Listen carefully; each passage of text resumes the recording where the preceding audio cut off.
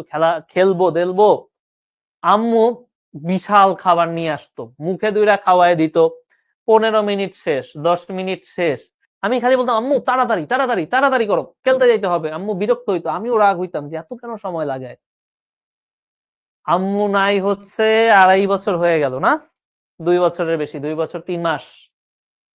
এখন অনেক মিস করি জানো, এখন প্রচন্ড মিস করি যখন চলে যায়। মানে যখন আছে না তোমার প্রচন্ড অনুভূতিটা কি, মানে অনুভূতিটা এরকম যে যখন তোমার মা বাবা থাকবে না, নর্মাল সময় হয়তো তোমার এরকম ফিল আসবে না খুব, যেমন এই যে এই মোমেন্টটা খুব বেশি ফিল আসতেছে না। বাট ধরো প্রচন্ড তুমি কোনো কারণে মনে খুব ব্যথা পাইছো, কষ্ট পাইছো, অনেক কষ্ট পাইছো, খুব চিন্তায় আছো, তোমার জাস্ট মনে হবে, বারবার মনে হবে কি, ইস আম্মুকে যদি বলতে পারতাম।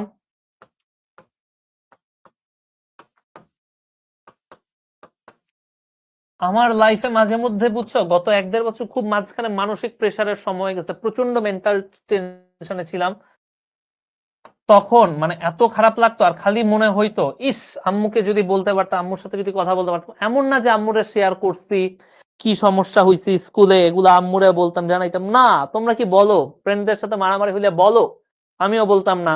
ধরো তোমার কোনো মেয়েকে ভালো লাগছে, বলো মাকে যে আম্মু আমার এই মেয়েকে ভালো লাগছে না, কেউই কিন্তু বলে না, আমরাও বলি না, বলতাম না।